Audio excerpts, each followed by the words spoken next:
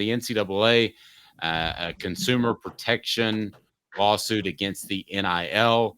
What do we think of this? And should the University of Tennessee be concerned whatsoever? This to me sounds like the NCAA is filing a consumer protection against some of its potential advertisers in the NIL. And I know of some specific instances where advertisers paid for athletes to do things and they ended up going to another school like Louisville. So what do you think those pieces of memorabilia are worth to Tennessee fans? Nothing. So what are your thoughts about what the NCAA or NIL should do to protect potential advertisers? Or do you think most fans care if advertisers are protected or not?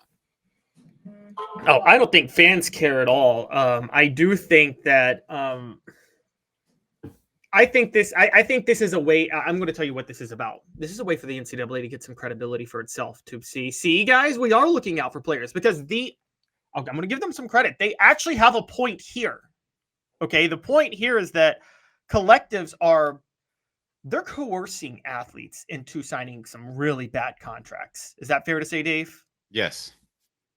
And they're taking a significant portion of the money. I was told that one collective takes 80% of the money in the beginning.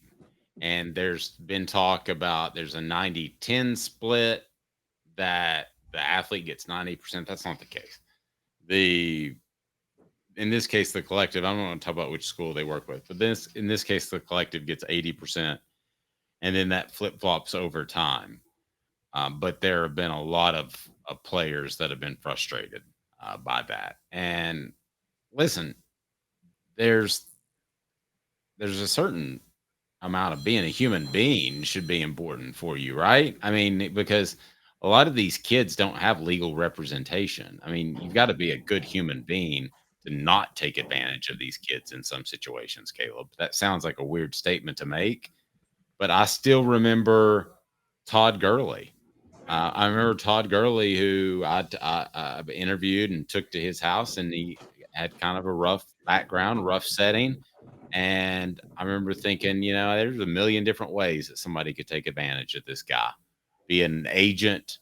And what happened? He ended up signing stuff, right? Signing stuff early before he was supposed to. You have to be a good person not to take advantage of some of these young men that, they're talking. In some cases, Caleb, their NIL money may be what their parents' household income is. Yeah, no, you're right. This is where the money has gotten insane really quick. This is where it's funny. We talked about T. Scott Jones, and talked to T. Scott Jones a couple of weeks ago, and he talked about to us like the difference in like when there's coercion and when there's not. It's hard for a school like Florida State or Clemson to say they were coerced into a deal with the ACC when they have all the great lawyers that can tell them it's a bad deal. Now, kids that are sometimes 17, in Missouri's case, allowing high school kids to sign NIL deals, that's straight up coercion if they sign NIL deals that aren't privy to them. Yep. And this is where the NCAA actually could come out and make a case for why they should regulate NIL, because what they could say is, guys, it's not about limiting the money the kids make. It's about limiting the money the collective steal from the kids in their contract. I think the NCAA may have found an avenue to keep themselves relevant. Now, how long does that last? I don't know. But, I mean, it took them this long to figure that out, that this was their avenue. Everything they've done is to go at the players for the longest time and keep the money for themselves. They can definitely still mess it up. There's no question about it. Yes, the NCAA, they could absolutely mess it up. And I don't know what their motives are here. If there is some sort of NIL regulation, though, they could make that case. They could actually make the case, no, we're actually protecting the money for the players because these collectives are stealing their money when these collectives aren't actually producing anything. They're tricking them. They're coercing them into bad contracts and bad deals. And look, this is going to be a bigger issue. I mean, Dave, how often did Nick Saban rant about agents back in the day targeting his players? Well, a lot, but I'm a little surprised the collective hasn't decided to become an agent yet, which maybe that'll happen. Portions of the program brought to you by Boundless Moving. From their 2-hour minimum to turnkey operations, they have you covered. they will get you moved in East Tennessee or in the Charlotte area. They'll take care of you. That's Boundless Moving against Boundless Moving. I'm surprised that none of the collectives have wanted to become agents in the NFL, but I don't hear that happening. That being said, if there is a situation in which a collective is pocketing 80% of the money up front, would you have a problem with that if you're the university? Or at the end of the day, would you just say, keep the players coming? I don't care. I say, well, I think if you're the university, you have to have a problem with it because eventually, ideally, the market will work itself out where collectives that are friendlier to the players will be able to recruit more.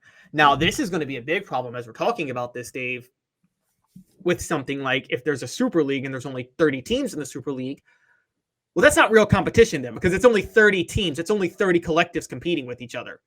You go to 70 or 80 teams, then you got a lot more competition to really drive down what collectives can steal.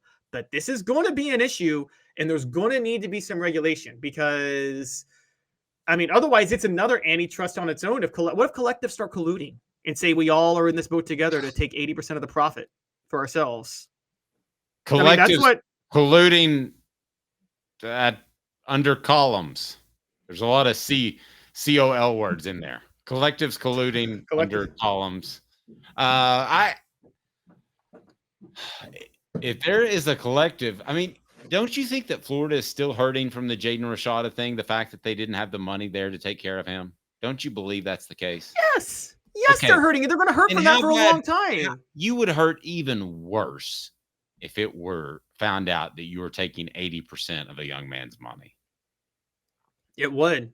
And it would destroy you in the community because those advertisers that have paid you because they don't want to deal with a middleman agent and you've taken 80% of that money, it would destroy you in the community as well. It would just be the end of it. Think about this for a minute. Jimmy Sexton is the best agent in college football. We know that. He represents what coach does he not represent? He's not out here taking 80% in money of their money. Hey, Elias, can I go ahead and jump on something you said? Be ironic if we're talking monopolies and collectives. We are talking monopolies and collectives. Every single school has a monopoly collective. Well, yeah, but see, they could say there's still competition because the players can commit to other schools. What's going to happen if every school gets represented by one collective the way every coach is represented by Jimmy Sexton? Oh, one collective across the board. That would be interesting. I don't think that'll happen. Hooker's Corner, but if it does, I'm all for it. Hooker's Corner is where you need to be a John. You can win all kinds of prizes. We've got a brand new, I'm excited about it. It's going to be a lot more work, but Caleb said he's all down for it. So we're going to have a daily newsletter that we're going to be putting out every single day. Caleb's fired up for it. Look at him. The smile is just exploding off of his face.